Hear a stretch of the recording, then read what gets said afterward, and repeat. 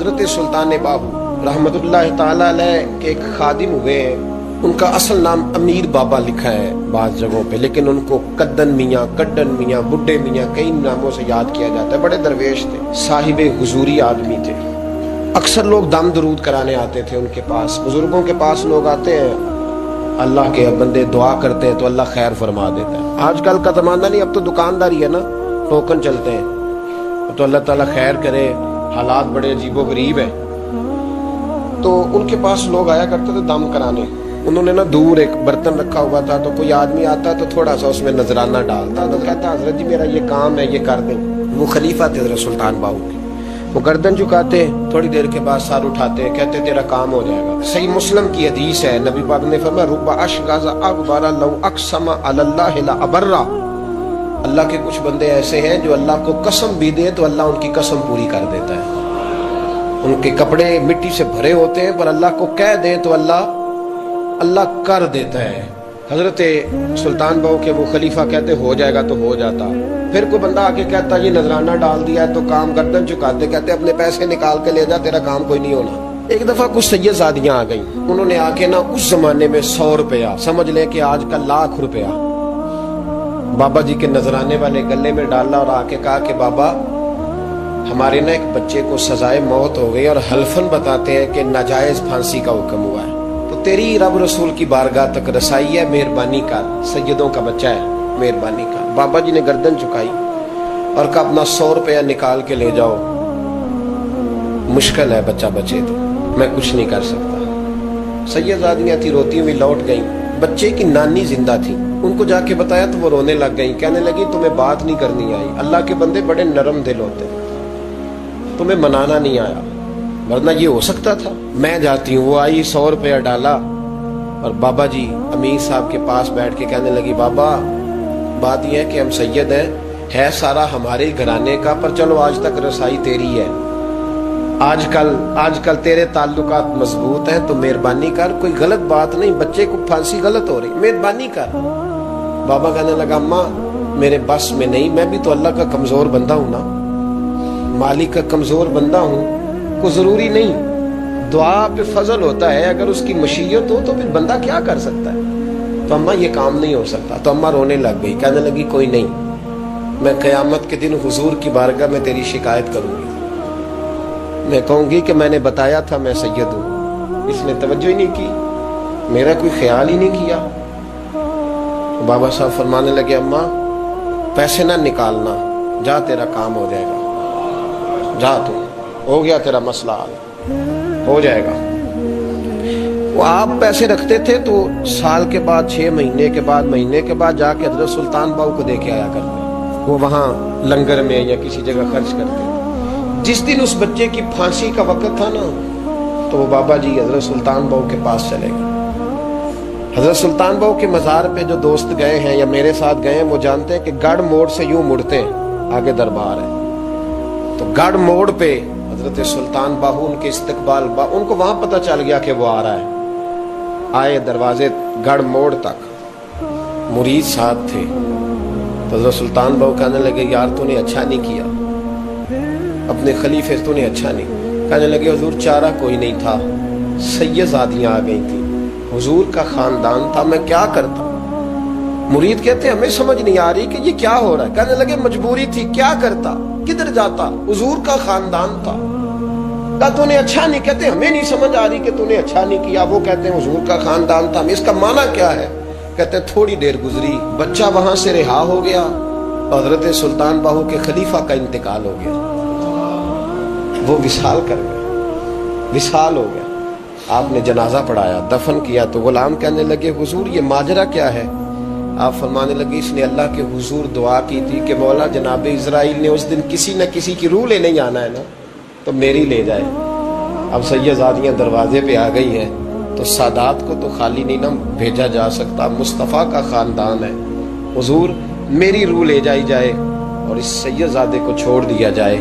فرمایا اس نے اللہ کے حضور قربانی دے کے وَفَدَيْنَاهُ بِذِبْحٍ عَظِيمٍ، جس طرح حضرت اسماعیل کے لیے مینڈ آ گیا تھا تو ان کی جگہ ان کی روح کو قبول کر لی۔ پورا وجود سلامت ہو اور اندر روح نہ ہو تو بندہ زندہ رہ سکتا ہے؟ جڑے نہیں بولے انہیں رہ لینا میرا خیال. وجود ہو سارا سلامت ہے لیکن روح سلامت بندہ بچ جائے گا. بولے نا یار جنہیں نیند آ رہی ہو بولو, نہیں نہ رہ سکتا. پورے گھر میں ہر شے ہو, ذمہ داری سے بات کر رہا ہوں, پورے گھر میں ہر شے موجود ہو, اگر گھر میں دین نہ ہو تو گھر چلتا نہیں چل سکتا. جس گھر میں نماز نہ ہو وہ گھر نہیں چلتا, جس میں قرآن پاک نہ ہو وہ گھر, اس لیے کہ دین روح ہے. دین اگر گھر میں دین نہیں تو گھر چل سکتا. سن لے حدیث پاک ترمذی شریف کی, نبی کریم علیہ الصلوۃ والسلام, یہ بھی حق ہے, یہ آخری بات اس عنوان پہ سنیں, یہ حق آخری ہے, اس کو بھی سمجھیں. ترمذی شریف میں نبی پاک علیہ السلام نے فرمایا, دعا دی حضور نے, نبی پاک فرماتے ہیں اللہ اس بی بی کو جزائے خیر دے, اللہ اس پہ رحم فرمائے جو سویرے اپنے خامد کو نماز کے لیے جگاتی ہے اور اگر نہ اٹھے تو پانی ڈال کے جگاتی ہے. اور فرمایا اللہ اس خامد پر رحم کرے جو سویرے اپنی بیوی کو نماز کے لیے جگاتا ہے اور اگر نہ اٹھے تو پانی ڈال کے جگاتا ہے. رحم کرے. سب سے زیادہ حق میاں بیوی کا ایک دوسرے کا ساتھ یہ ہے کہ انہیں دیندار بنائے. دین کی جس بات کا خامد کو پتہ ہے, اعلیٰ حضرت نے لکھا ہے کہ خامد کی ذمہ داری ہے بیوی کو تعلیم دینا, یہ اس کی ڈیوٹی ہے پردے کا پابند کرانا. اس کی ذمہ داری ہے کہ اسے قرآن و سنت کے جو احکام پتہ ہے اپنی بیوی کو سکھائے, اس کو بتلائے, اس کو سمجھائے, ذمہ داری ہے اس کی. فرمایا اللہ اس پہ رحم کرے, ذمہ داری ہے. ایک دوسرے کو مذہب سے آشنا کرے, پیار کے ساتھ محبت کے ساتھ قائل کرے. خامد بڑی باتوں میں روٹھ جاتا ہے, اگر کبھی اس بات پہ بھی روٹھ جائے کہ آج نہیں روٹی کھانی تیرے ہاتھ کی, انہیں نماز ہی نہیں پڑھی, تو آج نہیں میں نے تیرے ساتھ کوئی بات کرنی اس لیے کہ تیری آواز گلی میں نے سنائی دی ہے مجھے, تو خامد کو چاہیے کہ اسے دینداری سکھائے. عورت کو بھی چاہیے کہ وہ کہے صاحب تھوڑی روٹی کھا لینی ہے لیکن مہربانی کریں حلال رزق لے کے آئے, مجھے زیادہ کپڑوں کی ضرورت نہیں, میں پرانے پہ گزارا کر لوں گی لیکن میرے بچوں کے حلق سے ہرا نہیں گزرنا چاہیے کہ دینداری ایک دوسرے کو سکھائیں, ایک دوسرے کو. حضرت سلطان باہو کا نام تو سنا ہوگا آپ حضرات, الحمدللہ کافی لوگوں نے سنا ہوگا. حضرت سلطان باہو رحمۃ اللہ علیہ کے جو والد تھے ان کا نام تھا حضرت بازید.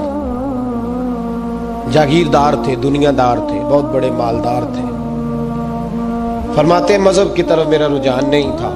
چوتھی شادی کی بی بی راستی کے ساتھ. بی بی صاحبہ بڑی نیک تھی.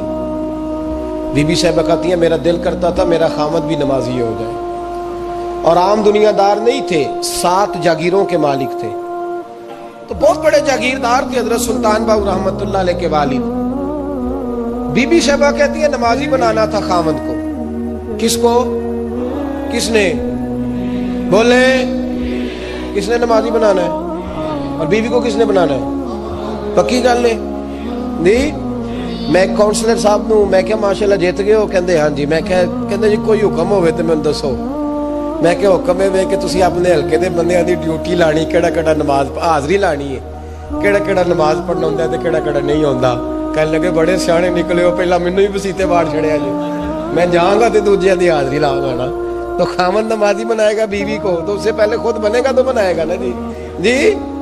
تو اگر خامد کہہ دے تو پڑھیا کر, میرے پیچھے نہ لگی کیونکہ جنی کو تو پڑھنی اونی میں پڑھنی ہے نا. تو آج میں ایک دوست کو کہہ رہا تھا بچے وہ کام نہیں کرتے جو آپ کہتے ہیں, اور میں نے جمعے میں بھی کہا تھا بچے وہ کرتے ہیں جو ہمارا عمل دیکھ کے بچے چلتے ہیں, صرف بات پہ عمل نہیں کرتے. بی بی راستی کہتی ہے میں نے ٹھان لی کہ میں نے اس جگیردار کو, وڈیرے کو, اس موٹے بڑے چودھری کو میں نے نمازی بنانا اور بنا کے دکھانا ہے نمازی. بی بی صاحبہ کہتی ہیں کہ وہ جس خاتون کی بھی باری ہوتی تھی, 4 بیویاں ہوتی تھیں, وہ اس کا حق ادا کرتے تو بعد میں اپنی خوابگاہ میں جا کے آرام کرتے. ان کا جو خادم تھا ملازم, وہ رات کو دودھ کا پیالہ انہیں دینے جاتا تھا, سونے سے پہلے ان کے پاس دودھ کا پیالہ پہنچتا تھا. تو بی بی صاحبہ کہتی ہیں میں نے رات کو ملازم سے کہا دودھ دینے تو نہیں جائے گا, میں جاؤں گی. کہ میں آدھی رات کو دودھ کا پیالہ لے کے حاضر ہوئی. تو کیسے آئی؟ میں نے کہا بی بی ہوں, آ گئی ہوں, تو اب مہربانی کریں. میں نے کہا اگر اجازت دیں تو آپ کے پیر نہ دبا دوں. چل دبا دے. بی بی کہتی ہیں پیر دباتے دباتے میں نے کہا اگر اجازت دیں تو صبح نماز کے لیے جگا دوں. یہ نماز کی تبلیغ ہو رہی ہے. تو بابا جی پتہ کیا کہتے ہیں حضرت بازید؟ کہنے لگے تو مجھے جانتی نہیں، خبردار مجھے تبلیغ کرنے کی کوشش کی. اس گھر میں رہنا ہے تو سانس اونچا نہ لینا. پتہ ہے تو کس کے ساتھ بھی آئی؟ خبردار. کہتے میں چپ کر کے آ گئی. اگلے دن پھر دودھ لے کے پہنچ گئی تو انہوں نے آنکھ کھول کے دیکھا میری طرف، پھر آ گئی ہے. میں نے کہا میرے خاوند ہیں، میرے سر کے تاج ہیں، پیر دبا دوں؟ کہ دبا دو.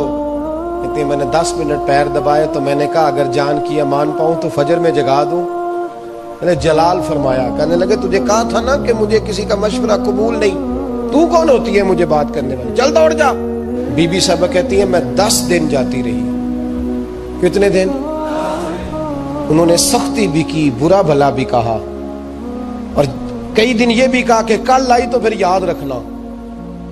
کہتی ہیں 10ویں دن میں گئی تو حضرت بازید کہتے ہیں میرے دل میں خیال آیا یہ جان چھوڑنے والی نہیں، یہ باز نہیں آئے گی، اور چلو ہے بھی تو میری بیوی، غلط بات بھی کوئی نہیں کر رہی، کہہ بھی نماز کر رہی ہے.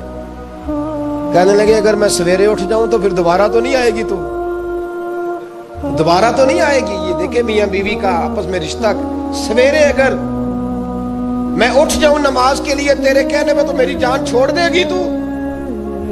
بی بی صاحبہ کہنے لگی میں دوبارہ نہیں آؤں گی، آپ مہربانی کریں سویرے اٹھ جائیں. کہنے لگے چل تو میری بیوی ہے، ایک بار مان لیتا ہوں تیری بات، سویرے جگا دینا.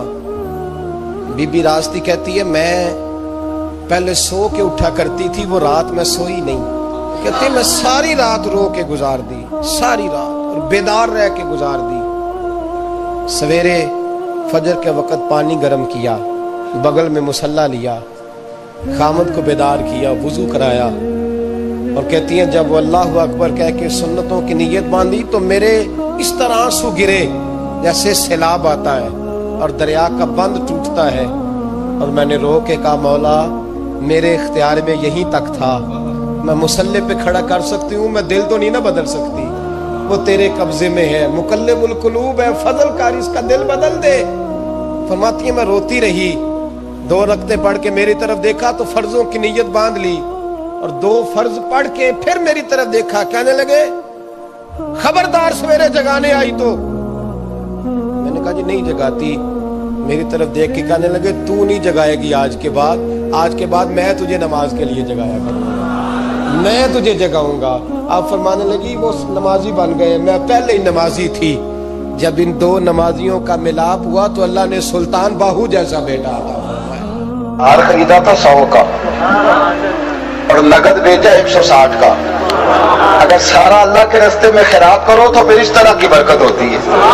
حضرت مولا علی شیر خدا فرماتے ہیں وہ میں نے 160 اس سے لیے تو میرے دل میں شوق تھا کہ وہ مل جائے نا جس کے پیسے دینے، تو اترے قرضہ. کہتے میں واپس پلٹا تو وہ بندہ بھی مل گیا. میں نے نا اس کو کہا میاں اپنا تو 100 پکڑ، اس نے 100 لیا. حضرت علی فرماتے ہیں 6 دینار کا سامان خریدا، 56 جیب میں ڈالے، گھر آیا، قربان جاؤں پاک نبی کی پاک بیٹی، عزت والے رسول کی عزت والی بیٹی، نبی کے گھر کی ہے، عزت نبی سے سنتے ہیں. وہ علی کے گھر کی ہے، عزت علی سے سنتے ہیں. وہ جس نے معزز کیا گھرانے کو، حسین پال کے جس نے دیا زمانے کو. حضرت سیدہ کو میں نے جب آ کے وہ رکھا نا تو بی بی صاحبہ نے ہاتھ باندھ دی. علی میری جرت نہیں، اور شہزادے کھانا کھاتے ہیں نا تو میرے نبی نے شریعت کے اصول وضع کیے، میں پوچھ سکتی ہوں کہ یہ 56 دینار کہاں سے آئے؟ تو حضرت علی شیر خدا کی آنکھوں میں آنسو آ گئے. کہنے لگے فاطمہ تو پوچھتی ہے تو میرا دل ٹھنڈا ہوتا ہے، میرا کلیجہ ٹھنڈا ہوتا ہے. کہتے میں نے بات سنائی، بات میں نے کہا جی یوں کر کے اللہ تعالیٰ نے انتظام کیا، تیرے 6 دینار کو فقیر لے گیا تھا. میں انکار نہیں کرتا بیوی شوہر کے حق میں بھی دعا مانگتی ہے، پر میرا تجربہ یہ ہے کہ جس طرح بھائی کے لیے مانگتی ہے نا اور جس طرح بیٹے کے لیے مانگتی ہے اس طرح ذرا شوہر کے لیے نہیں مانگتی ہے. مانگتی ہے کیونکہ معاملہ اس طرح کا ہے نا جی، رشتہ اس طرح کا ہے، یہ تعلق اس طرح کا ہے. آپ لاکھ روپیہ دے دینا بیگم صاحبہ کو عید پہ شاپنگ کے لیے تو وہ کہتی ہیں آپ انوکھے نہیں دیتے، سارا زمانہ ہی دیتا ہے. لیکن بہن کو 600 کا جوڑا دیا ہو نا جا کے तो सारे मोहल्ले को बताती है भाई बड़ा अच्छा है, सुभान अल्लाह। हर ईद पे आता है। अब रिश्ता ही ऐसा है, हमारी बहनें भी ऐसे ही करती हैं। तो ये क्या किया जाए, ताल्लुक है ना जी। ये बेटियां ना माँ बाप के घर की खैर ही मांगती रहती हैं, खुशखबरियां भी पहले वहां, दुख भी पहले वहां। हजरत सैयदा फातिमा ज़हरा रज़ी अल्लाह ताला अन्हा ने बात सुनी तो कहने लगे अली हुजूर को नहीं बताते जाके, ये अल्लाह ने जो इत्माम किया, ये मजेदार बात, ये हुजूर को नहीं बताते। तो हजरत अली कहने लगे ये भी मुझे पता था तू करेगी, मुस्तफा के पास जाओ, ये भी मुझे तजर्बा था। तो सैयदा फातिमा ज़हरा ने भेजा, मौला अली पहुंचे। अल्लामा सफूरी ने, साहिब नुज़र ने लिखा है, कहते हैं मौला अली दाखिल हुए मस्जिद नबी में, कदम रखा तो शेर खुदा कहते मुझे बताना नहीं पड़ा, हुजूर मुझे देख के मुस्कुराए और फरमाया अली देखा मेरी बेटी के 6 दिनारों की बरकत, देखी मेरी बेटी के 6 दिनारों की बरकत।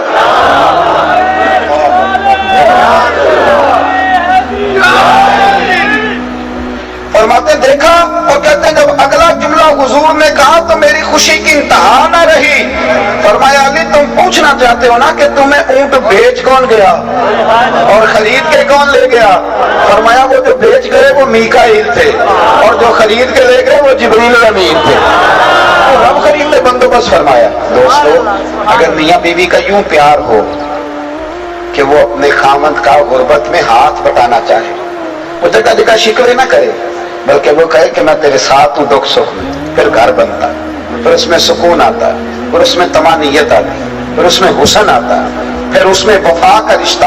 और ये वफा का रिश्ता एक देखे ना, बात याद आ गई, नबी करीम अलैहिस्सलाम की प्यारी ज़ौजा सैयदा आयशा सिद्दीक़ा फरमाती हैं कि नबी पाक ना अक्सर घर में हज़रत खदीजातुल कुबरा का जिक्र करते हैं, अपनी पहली अहलिया का।